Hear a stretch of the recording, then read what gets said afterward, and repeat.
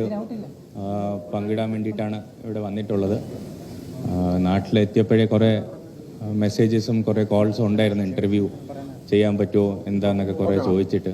അപ്പോൾ എല്ലാവർക്കും ഒറ്റയ്ക്ക് കൊടുക്കാനുള്ളൊരു സമയവും ലിമിറ്റേഷൻസും കുറേ ഉള്ളതുകൊണ്ടാണ് എല്ലാവരും ഒന്നിച്ച് വിളിച്ച് സംസാരിക്കാമെന്ന് വിചാരിച്ചത്. അപ്പോൾ അറിയാം എല്ലാവർക്കും ഭയങ്കര പ്രഷറും കാര്യങ്ങളും കാണും. എല്ലാവർക്കും ഒറ്റയ്ക്കുള്ള ഇൻ്റർവ്യൂ വേണമെന്നും കുറച്ച് വർഷങ്ങളായിട്ട് എനിക്കത് അറിയാൻ പറ്റും. പക്ഷേ താങ്ക് യു, എല്ലാവരും വന്നതിന് വലിയ സന്തോഷം. എന്തെങ്കിലും ചോദ്യങ്ങളുണ്ടെങ്കിൽ നമുക്ക് ഇല്ലേ മുന്നോട്ട് പോവാം. Thank you.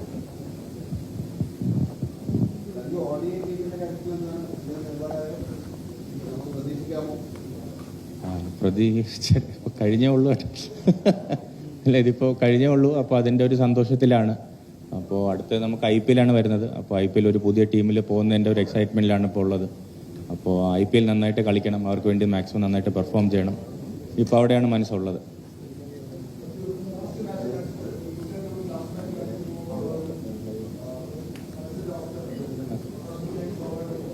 അതെ അതെ അതെ വലിയ ഒരു ഉറപ്പായിട്ടും കുറച്ച് വിഷമിച്ചിട്ടാണ് നാട്ടിൽ നിന്ന് പോയത്. അപ്പോൾ വിചാരിച്ച പോലെ ആ ഒരു സപ്പോർട്ടും ഇത്രയും എനർജിയും ഇത്രയും പ്രാർത്ഥന നൽകുന്ന ഒരു ആൾക്കാരുടെ ഫ്രണ്ടിൽ നല്ല പെർഫോമൻസ് കാഴ്ച വയ്ക്കാൻ പറ്റിയില്ല എന്നൊരു വിഷമത്തിലാണ് പോയത്. പക്ഷെ അതിനെക്കാട്ടിയും വലിയൊരു സംഭവമാണ് മുകളിൽ നിന്ന് പ്ലാൻ ചെയ്തിട്ടുണ്ടായിരുന്നത്. അപ്പോൾ അത് കിട്ടിയതിൽ വലിയ സന്തോഷം. തിരിച്ചു വന്നപ്പോൾ ആ ഒരു എനർജിയും ആ ഒരു സപ്പോർട്ടും ആ ഒരു പോസിറ്റീവായിട്ട് എല്ലാവരുടെ മുഖത്തൊരു സന്തോഷം കാണുന്നുണ്ട്. അപ്പോൾ അത് സിനിമയിലൊക്കെ പറയില്ല, ഇത് നമ്മുടെ വിജയമാണെന്നൊക്കെ പറയില്ല, ആ ഒരു ഫീലിംഗ് ആണ് എനിക്ക് കിട്ടിയത്. അപ്പോൾ അതെ, അങ്ങനെയാണ് ഫീൽ ചെയ്യണത്. അപ്പോൾ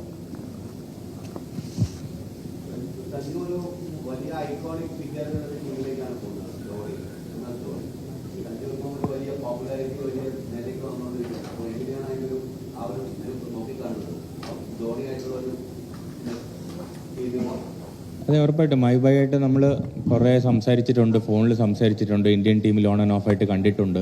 പക്ഷെ നേരിട്ട് ആദ്യമായിട്ടാണ് 2 മാസം ഒന്നിച്ച് ഒരു ടീമിൽ കളിക്കാൻ പോകുന്നത്. അപ്പോൾ അതിൻ്റെ ഒരു എക്സൈറ്റ്മെൻറ്റ് ഭയങ്കരമായിട്ടുണ്ട്. അപ്പോൾ ഈ ഫോൺ വിളിക്കുമ്പോഴും ഇടയ്ക്ക് കാണുമ്പോഴും കുറേ നല്ല പോസിറ്റീവ് ഇൻഫ്ലുവൻസ് ഉണ്ടായിട്ടുണ്ട്. പക്ഷേ നേരിട്ട് ഒരു 2 മാസം ഒരു ടീമിൻ്റെ കൂടെ ഉണ്ടാകുമ്പോൾ അതിൻ്റെ ഒരു ബെനിഫിറ്റ്സ് ആലോചിക്കുമ്പോൾ ഭയങ്കര സന്തോഷമുണ്ട്. അപ്പോൾ നേരിട്ട് കാണുകയും നേരിട്ട് കുറേ പുള്ളി എങ്ങനെയാണ് ക്രിക്കറ്റിനെ അപ്രോച്ച് ചെയ്യുന്നതും പുള്ളി എങ്ങനെയാണ് പ്രിപ്പയർ ചെയ്യുന്നത് അതെല്ലാം നേരിട്ട് കണ്ട് പഠിക്കാനും അങ്ങനത്തെ ഒരു അവസരമായിട്ടാണ് ഇതിനെ കാണുന്നത്. ചോദ്യം എൻ്റെ അടുത്താണ്. ഇല്ല, നമ്മളായിട്ട് അങ്ങ് പോയാൽ മതി. കേട്ടോ, തലയും വാലും ആവേണ്ട ആവശ്യമൊന്നുമില്ലല്ലോ. നമ്മളായിട്ട് പോയാൽ മതി. ഇപ്പം തന്നെ വലിയ സന്തോഷമുണ്ട്. ഞാൻ ഏത് രീതിയിലാണ് കളിയിൽ കാണുന്നതോ എങ്ങനെയാണോ പുറത്ത് ഗ്രൗണ്ടിൽ on and of the field ഉള്ളത് ആ സെയിം രീതിയിലായിരിക്കും ഞാൻ കണ്ടിന്യൂ ചെയ്യുന്നത്. ബാക്കി ഫാൻസിൻ്റെയും നാട്ടുകാരുടെയും ഓരോ സന്തോഷമല്ലേ, അവർക്ക് എങ്ങനെ വേണോ വിളിക്കാം.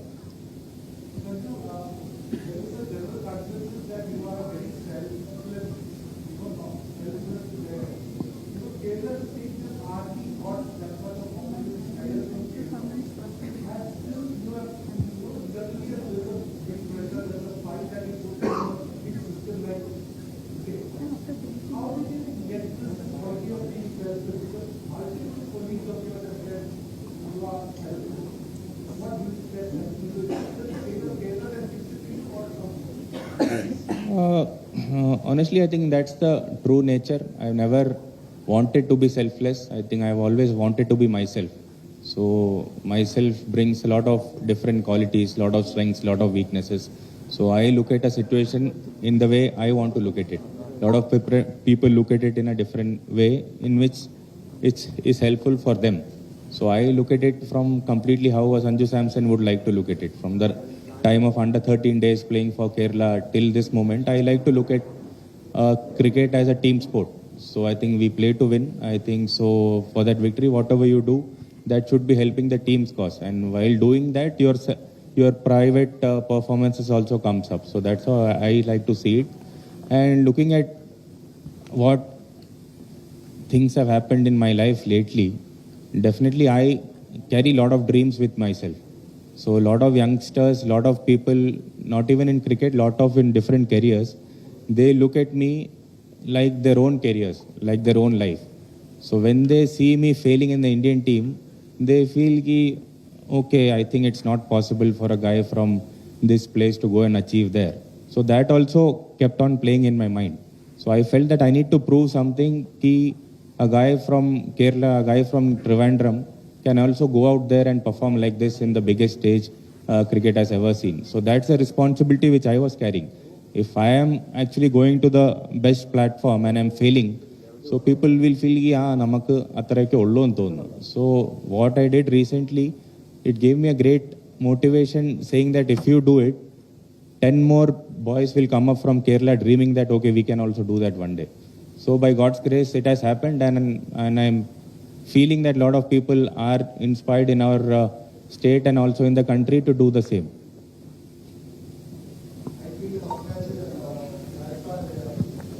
അതെ അതെ, ഇതുവരെ നടക്കാത്ത സിറ്റുവേഷൻ ആണ്. അപ്പോൾ ആദ്യമായിട്ടാണ് IPL കളിച്ചിട്ട് RRന്റെ അഗെയിൻസ്റ്റ് കളിക്കാൻ പോകുന്നത്. അപ്പോൾ ഉറപ്പായിട്ടും ഗ്രൗണ്ടിൻ്റെ അകത്ത് ഇറങ്ങിക്കഴിഞ്ഞാൽ പിന്നെ ഇമോഷൻസ് ഒന്നും ഞാൻ അങ്ങനെ വലുതായിട്ട് ആലോചിക്കാറില്ല. ഗെയിം ഉറപ്പായിട്ട് ഡിക്റ്റേറ്റ് ചെയ്യും. പക്ഷേ മാച്ചിന് മുമ്പും മാച്ച് കഴിഞ്ഞിട്ടും ഉറപ്പായിട്ടും പഴയ ടീമായിട്ട് കളിക്കുമ്പോൾ കുറേ പ്ലേയേഴ്സ് അവിടെ, നമ്മൾ ചെറിയ കാലത്തിലെ കളിച്ച പ്ലേയേഴ്സൊക്കെ അപ്പുറത്തുണ്ട്, കുറേ മാനേജ്മെൻറ്റ് സപ്പോർട്ട് സ്റ്റാഫും എല്ലാവരും അവിടെ കാണും. അപ്പോൾ അവർക്ക് ഉറപ്പായിട്ടും സ്നേഹവും റെസ്പെക്റ്റും ഉണ്ട്. പക്ഷേ ഞാൻ നേരത്തെ പറഞ്ഞ പോലെ എല്ലാവർക്കും ഒരു സമയമുണ്ട്. എൻ്റെ സമയം RRലുണ്ടായിരുന്നു, അത് കഴിഞ്ഞെന്ന് വിശ്വസിച്ചാണ് ഞാൻ അവിടുന്ന് മുന്നോട്ട് പോയത്. അപ്പോൾ ഇനി മുന്നോട്ട് പോകുമ്പോൾ കുറച്ച് എക്സൈറ്റ്മെൻ്റ് ഉണ്ട്, പുതിയൊരു ജേണിയാണ്. അപ്പോൾ ഒരു അഗെയിൻസ്റ്റ് വന്നാലും വലിയ സന്തോഷത്തോടെ തന്നെ കളിക്കാനാണ് താല്പര്യം.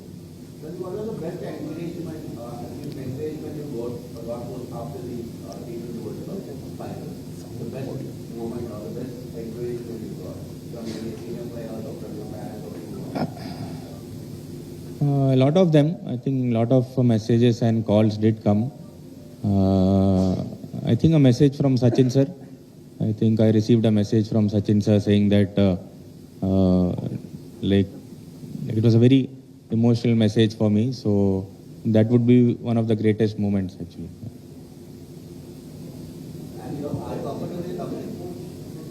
Tamil, okay. Yeah, there was no message that I think me and Gautam bhai share a very long relationship.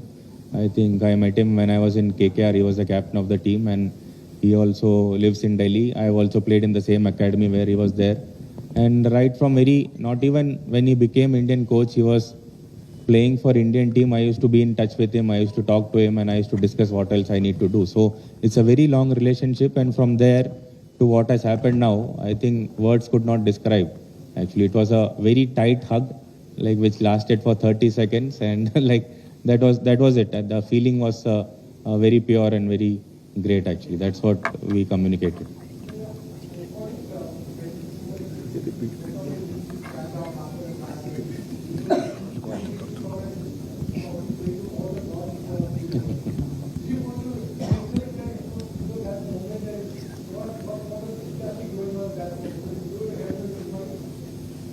Yeah, it was quite emotional. It was quite like a dream. It was like I'm in some other zone only.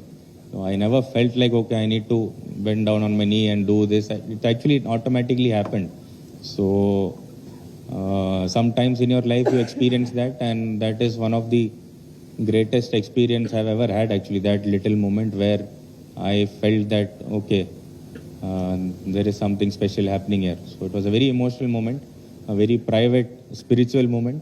So yes, that's how I would like to describe. Tamil endu paraychu. Yeah, very much comfortable in Tamil. Yeah. Tamil என்ன பேசணும்னா, தமிழ் நம்ம CSK fans கிட்ட சொல்கிறது ரொம்ப சந்தோஷமாக இருக்குது. நம்ம சென்னையில் ஆஃப்டர் கெட்டிங் ட்ரேட், நான் ஃபஸ்ட் டைம் சென்னையில் போகிறது வேர்ல்ட் கப் மேட்ச் ஆடுறேன் ஜிம்பாப்வேயோட. அப்போ அங்கே போகும்போதே சென்னை ஊரெல்லாம் எங்கே பார்த்தாலும் ஹோட்டலுக்குள்ளே ஹவுஸ் கீப்பிங் ஆயிருந்தாலும், ரூம் சர்வீஸ் ஆயிருந்தாலும், கிரவுண்ட் க்யூரேட்டர்ஸ் ஆயிருந்தாலும், அங்கே லோக்கலாக இருந்த எல்லாரும் ஆல்ரெடி ரொம்ப ஹாப்பினஸை ஷேர் பண்ணுறாங்க, ஆல்ரெடி ரொம்ப சப்போர்ட்டும் லவ்வும் ஷேர் பண்ணுறாங்க. அப்போது ரொம்ப கிரேட்ஃபுல்லாக ஃபீல் பண்ணுறேன். அப்போது அங்கே போயிட்டு என்ஜாய் பண்ணலாம்.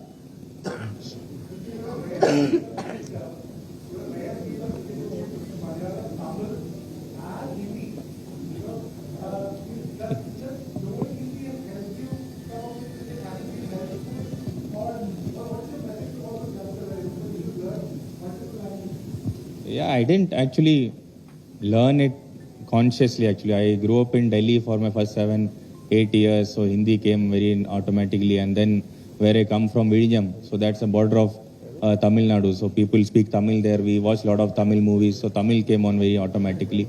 So yes, definitely knowing Hindi and Tamil definitely helped me to connect a bit more with my Indian teammates. So I definitely connect equally with Abhishek Sharma and Arshdeep Singh, and also equally with Varun Chakravarti and Washington Sundar. So it's a blessing which automatically came, and I really enjoy it.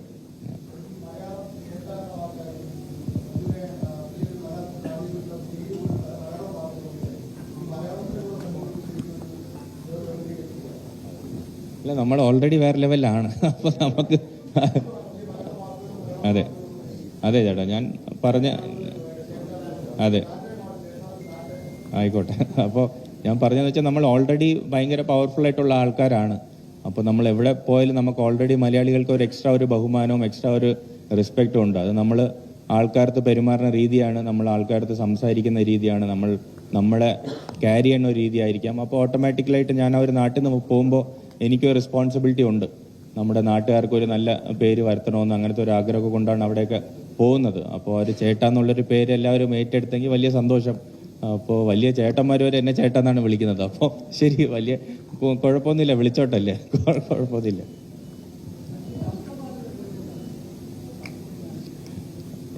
ഇങ്ങനെയാ എപ്പോഴാ? ഓ അത് കുറച്ച് തംസപ്പല്ല അത്. ഇല്ലട്ടാ, അത് കുറച്ച് private ആയിട്ടുള്ളൊരു നമ്മൾ റുട്ടീനാണല്ലോ. നമ്മൾ പല വിശ്വാസങ്ങളിലൂടെയാണല്ലോ ഓരോരോ ബോളും ഫേസ് ചെയ്യുന്നത്. കുറച്ച് ചേട്ടൻ അങ്ങനെ എടുക്കാൻ വേണം, ഇങ്ങനെ വേണം എടുക്കാം. അതെ,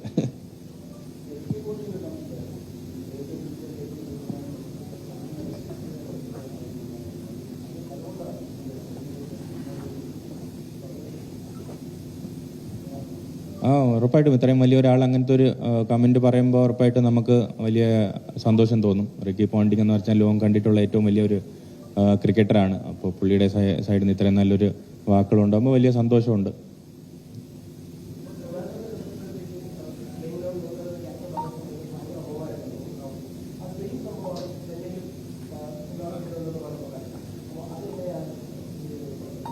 അത് കുറച്ച് ഓവറായിട്ട് തോന്നി. എങ്ങനെ ഇതൊക്കെ ഇത് അവിടെ ഇവിടെ എല്ലായിടത്തും ഹോം ഗ്രൗണ്ടാണ് എങ്ങനെ?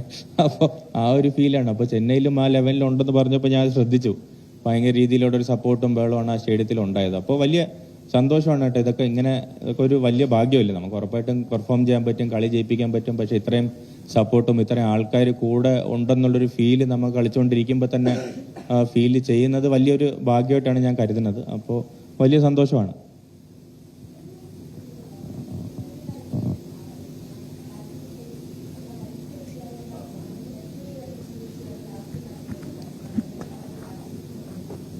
ട്രാൻസിഷൻ കുറേ വലിച്ചടിച്ച് നോക്കി, ഒന്നും നടന്നില്ല.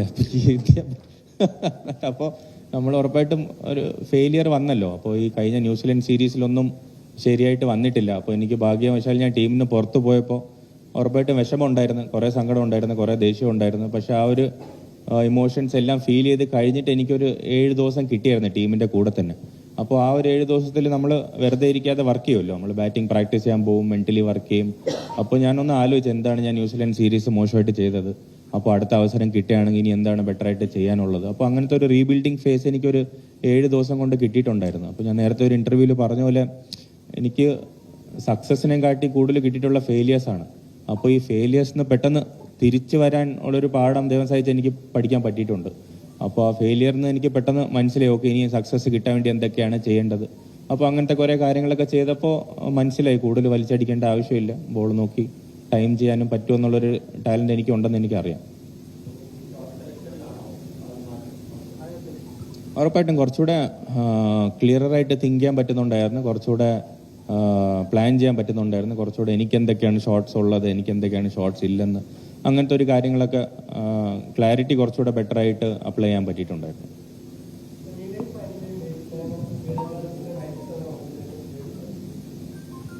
എനിക്ക് 97 ആണെന്ന് തോന്നുന്നു. വെസ്റ്റ് ഇൻഡീസ് ആയിട്ടുള്ളൊരു മാച്ചാണ് എനിക്ക് ഏറ്റവും ക്രൂഷ്യലായിട്ട് തോന്നിയത്. കാരണം നമുക്ക് സിംബാബ്വെ മാച്ച് മുതൽ 4 മാച്ച് നോക്കൗട്ടാണ്. അപ്പോൾ ഇന്ത്യ ഒരിക്കലും ഇങ്ങനത്തെ ഒരു സിറ്റുവേഷനിൽ വേൾഡ് കപ്പ് ജയിച്ചിട്ടില്ല എന്നുള്ളൊരു സംഭവം ഡ്രസ്സിംഗ് റൂമിലൊക്കെ ചർച്ച ഉണ്ടായിരുന്നു.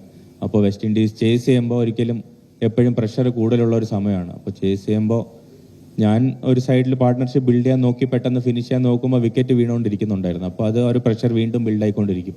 അപ്പോൾ അത് കറക്റ്റായിട്ട് മാനേജ് ചെയ്യാൻ പറ്റി, കറക്റ്റായിട്ട് ലാസ്റ്റ് ഒരു വിന്നിങ് ഷോട്ട് വരെ കിട്ടി. അപ്പോൾ അതൊക്കെ ഒരു വലിയ സന്തോഷമുള്ളൊരു ഇന്നിങ്സ് ആയിരുന്നു.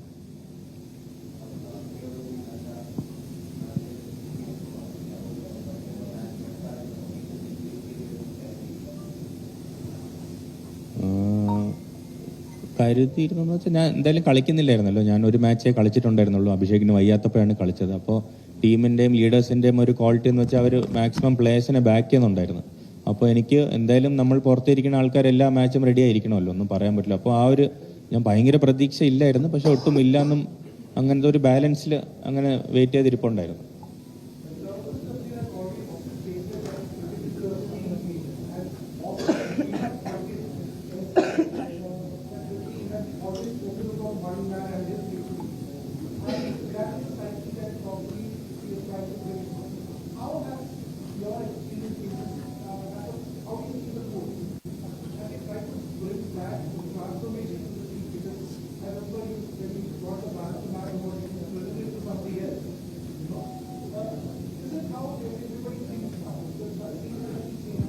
Yeah, definitely. That's the conscious decision which has been brought in by our captain and coach in the dressing room. So that's the same constant message from our leaders to the group, that the team should come first and the individual milestone should come second.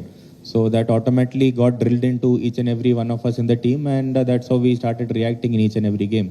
So yes, that's a conscious decision which our leaders wanted to apply.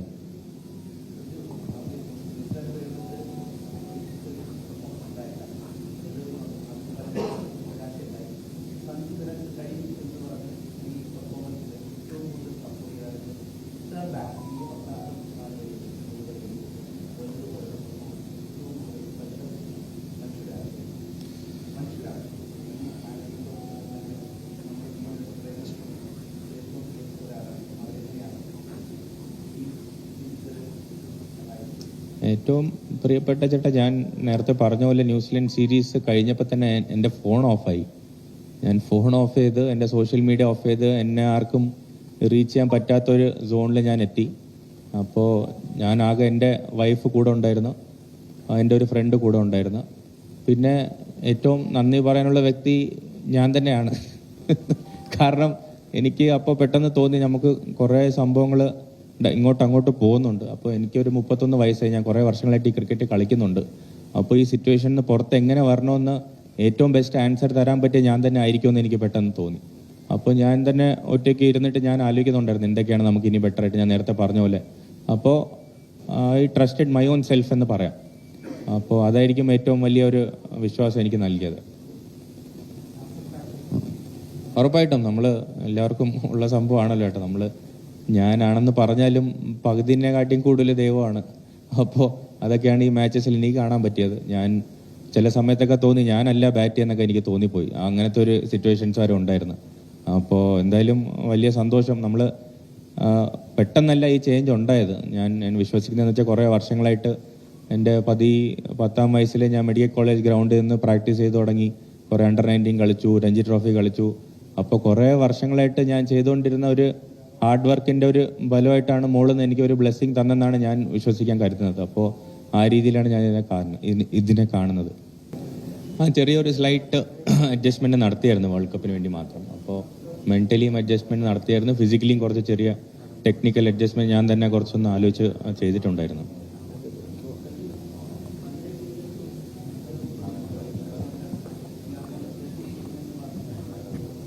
ചേട്ടാ പറഞ്ഞ കൂടുതൽ ആലോചിക്കുന്നില്ല കേട്ടോ. വലിയ സംഭവമാണ് നടന്നിരിക്കുന്നത്. അപ്പോൾ അത് സന്തോഷിക്കുക, അത് മാക്സിമം എൻജോയ് ചെയ്യുക. കാരണം നമ്മൾ കുറച്ച് ആലോചിക്കുന്നുണ്ട്. കുറച്ച് നമ്മൾ ക്രിക്കറ്റ് ആയാലും ഏതൊക്കെ കരിയർ ആണെങ്കിലും നമുക്കൊന്ന് കിട്ടാൻ നമ്മൾ ഭയങ്കര പാടുപെടും. അത് കിട്ടിക്കഴിഞ്ഞാൽ ഉടനെ അടുത്തിലോട്ട് ചാടാനാണ് മനസ്സ് നോർമലായിട്ട് അങ്ങനെയാണ് ആലോചിക്കുന്നത്. പക്ഷേ എനിക്കൊന്ന് സമാധാനമായിട്ട് നിന്ന് ക്രിക്കറ്റ് ഒന്ന് എൻജോയ് ചെയ്യണമെന്നാണ് എനിക്ക് തോന്നുന്നത്. അപ്പോൾ ആ ഒരു മൈൻഡ് സെറ്റിലാണ് നിൽക്കാൻ താല്പര്യം.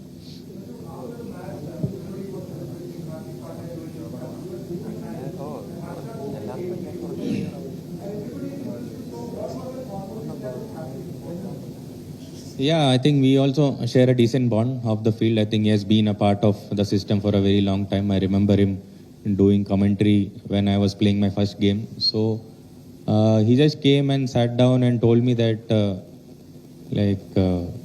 honesty and hard work will definitely reward you back. I think that was the message which he told me while he sat down. So that was a very touching moment. I think I also celebrated. It's not that I didn't celebrate, but I was a bit too tired to keep on celebrating. So I thought, okay, let me sit down and enjoy the moment.